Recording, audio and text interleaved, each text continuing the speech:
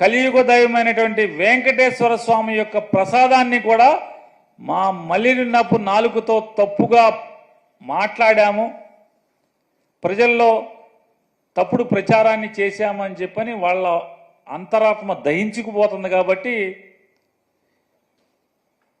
శరీరాలు వేరుగా ఒకే ఆత్మగా ప్రస్తుతానికి అవసరార్థం ఇద్దరు తిరుగుతున్నటువంటి రీత్యా ఈ గుళ్ళలో మెట్లు కడగటాలు, పసుపు కుంకాల మెట్లకు పూయటాలు,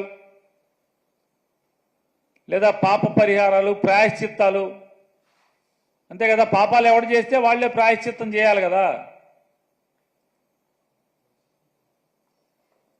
అదే దాని అర్థంగా కనపడుతుంది.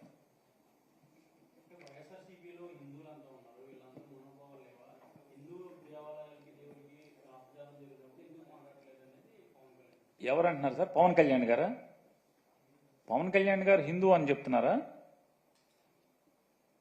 ఏమండి హిందూ అంటే? ఆ మధ్య భీమవరంలో ఎప్పుడో నేను బ్యాప్టిజం తీసుకున్నా అని చెప్పారు, ఆయనేనా? కాదండి, భీమవరంలో బ్యాప్టిజం తీసుకున్నానని చెప్పారు, వారేనా? పవన్ కళ్యాణ్ గారు. ఆ పవన్ కళ్యాణ్ గారు, ఈ పవన్ కళ్యాణ్ గారు ఒకళ్ళేనా? ఆ మధ్య ఎప్పుడో ఒక ముస్లిమ్స్ ఇంట్లో టోపీ పెట్టుకుని హలాల్ చేశారా మాంసాన్ని, హలాల్ చేయకపోతే మనం తినకూడదని చెప్పని సోఫా మీద కూర్చోకూడదు, రంజాన్ మాసంలో కింద కూర్చోవాలి, మంది ఇది పెద్ద మాంసమేనా అని చెప్పి గబగబా అడిగి తిన్నారు, ఆయనేనా? పెద్ద మొక్కలు అని చెప్పి అడిగి తిన్నారు, ఆయనేనా? ఆయనేనా ఈ పవన్ కళ్యాణ్ గారు? జనం మర్చిపోరు ఏది కూడా.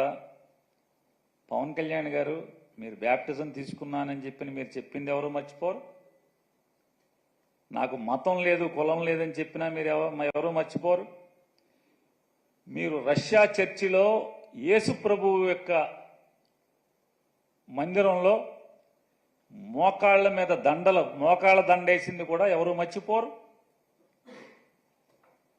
మీ పిల్లలకి క్రైస్తవ పేర్లు పెట్టుకున్నా కూడా ఎవరు మర్చిపోరు.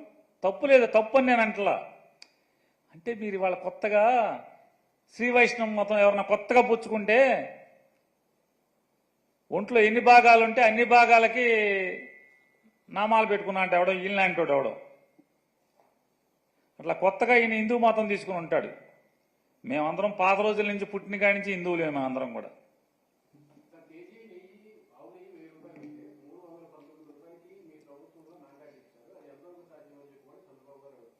చంద్రబాబు నాయుడు గారి ప్రభుత్వంలో 1000 రూపాయలు కొన్నారా?